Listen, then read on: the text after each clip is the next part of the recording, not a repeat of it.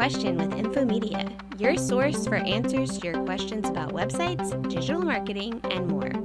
I'm your host, Carrie Rollwagon. So on today's episode, we're sharing the recording of our most recent live One Quick Coffee event. If you'd rather watch this presentation so that you can see the slides, the video of today's episode is also available over on our YouTube channel. So that's infomedia.com with the .com spelled out. And if you're in the Birmingham area, we'd love to see you on the third Thursday of each month at these live events. We meet over at the Sage and Pepper Place right across from our office. We have free coffee and breakfast plus networking. So you can grab your free ticket in the show notes to this episode or wherever you find Infomedia, including our social media account. We'd love to see you there. And until then, enjoy today's episode. Thank you, everybody. So as Carrie said, I'm Pamela Darden. Thank you so much for coming. All right, is SEO dead? No. I could say yes and just walk and be like, bye, but I'm gonna. All right, so what we're gonna talk about today, so originally, I have to tell y'all, when I first started preparing this, it was all about AI overviews. But then Google, as it's apt to do, launches a brand new update that changes my talk as I'm writing it, which has happened so many times in the last year. So today I'm going to expand this talk past AI overviews and also talk about AI mode. And so you'll hear me mention both. And I'll go through exactly what they are and the differences, but I want y'all to know it's a little bit more expanded than what we initially thought. Okay, so AI overviews are AI-generated answers at the top of your Google search results. They're meant to give answers quickly and concisely without requiring the user to click off of Google onto your website. While this has already created a decrease in traffic to websites, really engaged users still have the ability to click on links below the AI overview. And so while your traffic may be down, generally your conversions may have stayed about the same. So think of it like this. You have the people that are just coming for easy answers. Maybe they're not just clicking just on the website anymore, but the people that come that need to interact, they're still coming. So as far as your clicks on buttons, clicks on page, watching things, actually engaged users, they're still there. However, again, as I was preparing the talk, Google launched the next iteration of AI overviews called AI mode. So Google's AI mode officially launched in the US on June 27th of this year. It represents a significant shift in how search operates, profoundly impacting SEO strategies and web traffic patterns. It builds upon AI Overviews feature by delivering synthesized, context-aware answers directly within the search interface, but without displaying the links below the answers and without displaying local results. It's really just the answer. So if you've not seen AI mode yet, it's kind of hidden. It's not the default search, but this is how you get to it. Over on the left, you'll see another option that says AI mode next to all, and over on the right, you'll see a little beaker where you can click on it, and then that's called Google Labs. You can get to AI mode that way too. If you use Google Workspace through your company, they may have to turn it on for you, but most people should be able to see it now. So what's the difference between AI mode and AI overviews? So this is an AI overview. So again, you've got the answer at the top, the links at the bottom. You've probably already seen this. It's pretty much it's not on everything. It's mostly on questions you ask. So if you Google a specific business, you may not see an overview. But if you're asking a question or how did this happen, when did this happen, generally you're going to see it at the top. But AI mode, different. You just have the answer right in the search, and it doesn't give any links below the answer. If it gives citations, it's kind of built into the content, so it's not immediately clear where you would click. And as of right now, there's no ads, there's no local listings. It's very clean, very minimal, and it prioritizes keeping the user on Google, not sending them off to your website. So the difference is on the interface, AI mode's very conversational, chat box style. If you ask a question, it gives you an answer. You can iterate on that question and keep asking it. It'll keep kind of diving into that same answer. Whereas AI overviews, it's static summaries of top search results. Organic links are often admitted on AI mode. They're there for AI overviews. Citations are embedded on AI mode. They're provided with links to sources on overviews. And then user interaction, again, it supports follow-up questions, whereas overviews is just limited to that first question. Content variability, so this one's important. On AI mode, there's a 91% chance that if you ask the same question twice, you're going to get a different answer. Whereas AI overviews, it's generally the same. So this changes a lot of things. We're used to having very consistent responses in Google. Now it's sort of opened up this world of a lot more diversity in answers. So what does this mean for your web traffic?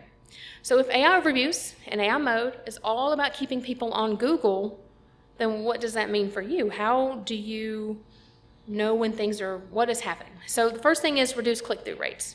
So from 7.3% to 2.6% for top organic links. So at the top of Google, those top few things that show under the ads, under the local listing, those top few links, those people have had a huge decrease in clicks. And that's just with AI overviews. And with AI mode, it's gone way down. Next is zero-click searches. So before, if you've been to one of these talks, I told you that over 50% of all searches never leave Google. Now it's over 70%. So it's really shot up a lot. And then you've had traffic declines across the board. So major news outlets are reporting that they've had up to 40% drop in traffic just since all this started happening. So it's a massive, massive change. So why does it matter? Well, Google's competing with ChatGPT, but it's still the #1 search engine. And if someone is interested in what you do, a service you provide, a product you sell, you want to come up in AI overviews and you want to come up in AI mode. Bottom line, more and more people are using AI every day, and you have to meet your customer where they're at. Doing the same things you've been doing forever is not going to work going forward. We have to kind of iterate on things. So what do we actually need to do? So in order to perform in AI overview, AI mode, we have to follow the EAT guidelines, which I'll go over. And if you've been to one of my talks before, you're going to be like, oh my God, Pam again. But it's very important. The EAT guidelines are there for a reason. It's extremely important to Google. And there's a part of it that's even more important now, and that's brand mentions, which I'll go into. Next is you want to optimize your content for AI summaries, so make it easy for Google to pull your content into those little snippets. You want to leverage structured data, and you want to monitor engagement metrics. So EAT. EAT, E-E-A-T, stands for experience, expertise, authoritativeness, and trustworthiness. Experience, firsthand, real-life experience with the topic. Expertise, a deep knowledge of the topic. Authoritativeness, recognition by others that you're a source of truth. And trustworthiness, that you are transparent, you are accurate, and you promote user safety. And I'll talk about all that means. But first, let's talk about experience. So with experience, we want to show in our content on our website, and not just in one place. When you hear me say this, not just in the blog or not just on your case studies, throughout all of your content. You want to show examples of your work. You want information on specific services performed. So what I mean by this is, yes, talk about your services on a service page, but if you talk about like a portfolio item or a job that you did for a client or whoever it may be, talk about the specific services that you provided to them. Tie it to an actual event in time, actual work that you did with photos, with things that help kind of relate that this actually happened. You want to have tutorials. So evergreen content is so important now to Google. And what I mean by that is it's content that's not necessarily tied to a specific date, like a blog post. So think like resource content that if you publish it today or 3 months from now is still going to be accurate and informational for your business. So look at your support teams, look at your customer service teams. What are the questions they get asked all day long? Can we turn that content into resource content that could live on your website? That content tends to perform very well, because if they're asking the question to you, there's people asking it on Google as well. Next, show case studies. So case studies are great. They are a bit of a pain to write, but now we have AI to help us.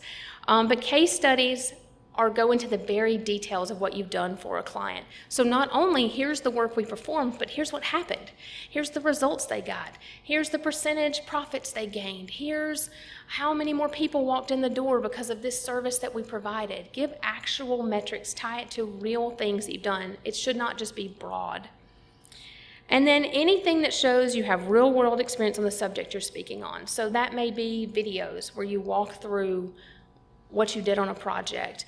It may be people on your team talking about clients that they've worked with or their experience. It could expand to all sorts of things in all sorts of industries. But this is very helpful to not only show that you know what you're talking about, but to give real-world examples.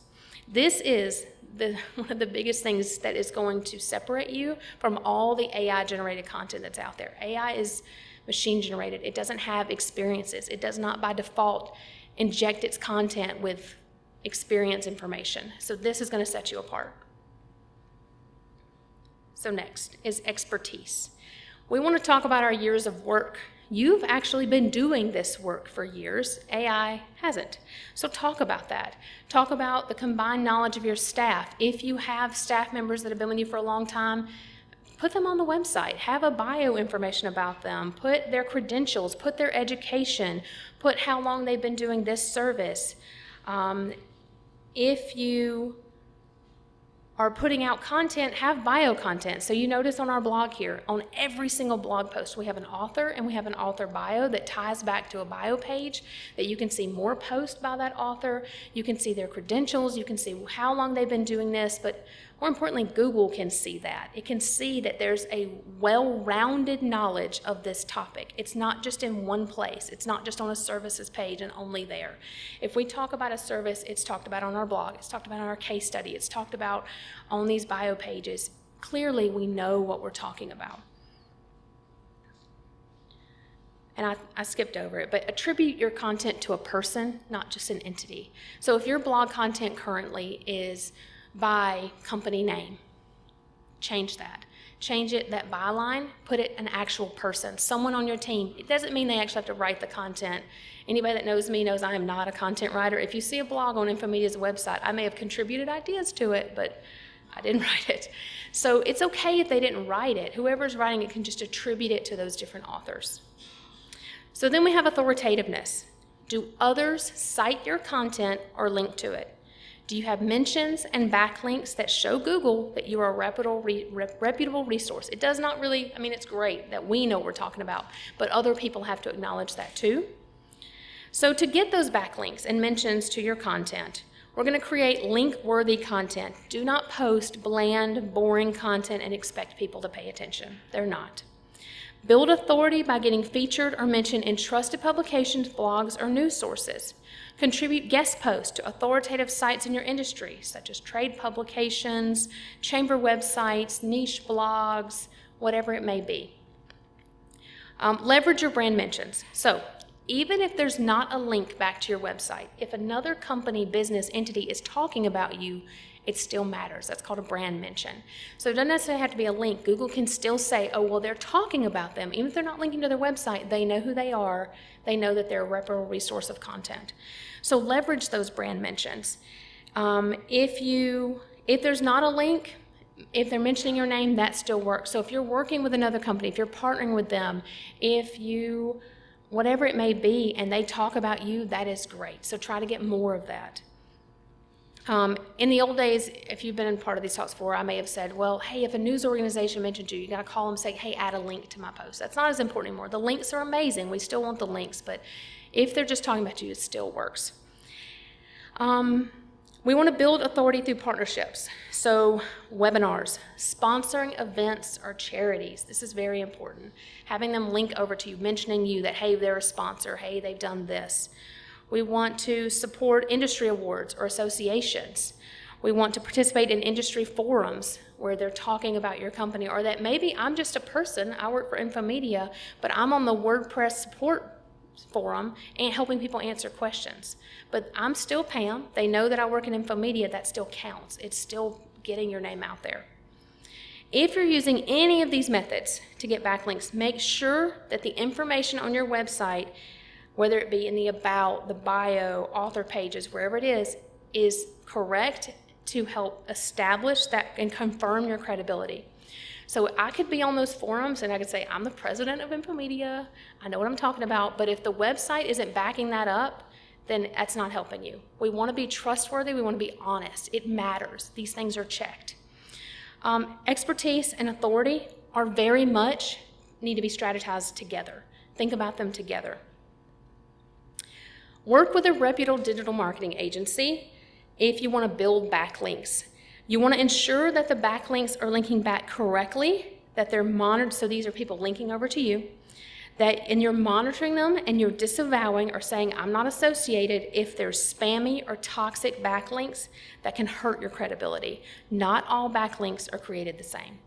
So if you're trying to build your backlinks, you're trying to build your authority, or you've done that in the past, it's time to review that. Make sure that the backlinks coming to your website are real and authentic, because it will hurt you if they're not. And again, a good reputable digital marketing company can help you with that. So next is trust. So trust is at the top of the pyramid because since 2023, it is the most important. Your content should be transparent, accurate, and safe. What I mean by that is do not try to trick Google or AI. Be accurate with your content. Don't steal or overuse AI. You can absolutely write with AI, but you should be a heavy editor to any content that you're getting out of AI. Never just directly copy and paste that content to your website. And when you're editing for AI, not only are you editing for context, you're making sure it meets those EAT guidelines, so you're adding expertise, you're adding that experience, but try to remove things that identify it as clearly AI. You may have noticed if you use AI, there's things that kind of make it look more AI. It uses emojis way too much, especially that green checkbox. Clearly that's AI. You want to remove that. It uses dashes instead of commas in a lot of places. Clean that up. Anything that is very clearly, this is kind of an AI thing, let's remove that and make sure it's clean. It looks like it was written by your organization. You also want to provide a safe, user-friendly experience on your website. So ensure you work with reputable web hosts that don't just put your site on a server and leave it there. You want to make sure that your website's updated, it's secured with an SSL certificate, and you should avoid being spammy. So if you have a subdomain that has spammy ad content, I don't know anyone in this room that has that, but if you do, don't do that. If you have a web host that puts your site on a server with a bunch of other spammy websites, that even if your website's not spammy, that could hurt you too. So make sure you have a reputable web host. And that's not just a sales thing for Infomedia. Even if you don't use Infomedia, make sure you're working with somebody that's reputable. Okay, so why is EAT, E-E-A-T, so important? So Google's quality raters use EAT to evaluate search results. So high EAT improves the chance of ranking in AI overviews, in AI mode, featured snippets, and the people also ask. So if you were searching on Google, at the bottom, there's a little section that says people also ask. If you want to be found there, that's a great place. If you have high EAT content, it helps you there as well. This is especially critical for what's called YMYL content. So your money, your life. Content about health, finance, legal, and safety. Very, very important that you have high EAT content. So you can see an example here. A website that has high EAT ranks at about a 1.8. So that's a Google ranking. The lower, the better. Low EAT contents is 7.2, so much, much higher on the ranking, which is bad. Okay, so we want to optimize for AI summaries. This is very important, and this is a good bit different than some of the things we've maybe done even in the past year.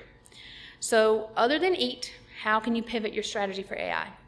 You want to structure your content with clear headings. This is the same. If you've been to my talks before, I've been telling you this for a while. You want clear headings, you want bullet points, you want concise summaries. The thing that might be a little different is if you came to a talk a year ago, I maybe briefly talked about pillar pages, long-form content. You should still have long-form, informative blog posts, but if you just had pages on your content or on your website that were just long-form content that linked out to other areas, that's not as important anymore. We want concise summaries. Think about when you see those AI snippets, it's a concise summary of what the item is and then some more information below. So things like FAQ content performs really well. Question, answer. Things like short form, little answers, you broke it up on the page. Maybe on your website it's broken up with images, it looks really good. That's going to typically pull in a little easier. So we're trying to do concise summaries. We want to implement schema markup to help Google AI understand and accurately represent your content. So the schema markup is what Google actually is looking at when they're looking at the back of your website and crawling through your content. Again, working with a reputable marketing company or web host can help you with this. So if you're an Infomedia client, we are obviously doing things that we on the back end to make sure Google can index your content as easily as possible. So SEO isn't dead, it's just different. So if you talk to a marketing company like our sister company Uptick, they're going to tell you that if they're talking to you about SEO, it's not really Google search optimization anymore. It's search everything optimization. So you want to look at, if everything's changing, like how do we know that things are working? So if we can't look at traffic and say, well, our traffic's really high, we're doing well, traffic's not going to be super high anymore. What can we do? So we're going to look at engagement metrics, things like time on page. So if you're looking at your analytics and you're looking at your pages and screens, there'll be a little area for time on page. So are users staying to read your content? On your engagement rate, are they leaving immediately or are they engaging? So are they clicking? Are they scrolling? Are they viewing a video? Are they interacting with a form? Engagement rate will tell you on average what the average engagement is of your user. Next is scroll depth. Are they consuming your full content? So there's two things that go into play here. So one, are they scrolling all the way down the page? Or are they at least scrolling past like the most important content? So if there isn't, it's a really long page. You want to make sure that the things they really need to see are in the top 50% or higher on that page. So don't put your call to actions at the bottom of the page. This is something I see on so many websites. At the very bottom of the page, call us now. They never got there. Put your call to actions higher up on the page. Increase the engagement rate by making sure that it's there. They don't have to scroll all the way down. But it does help if they scroll. And the way to get people to scroll is to have engaging content. Avoid walls of text. Even if you put some bullets in there, put in images, put in videos, put in little content blocks that block it up, testimonials, whatever it may be. Make it to where it's visually interesting to scroll down that page. If it's just a wall of text, no one's reading all of that. It doesn't even need to be there.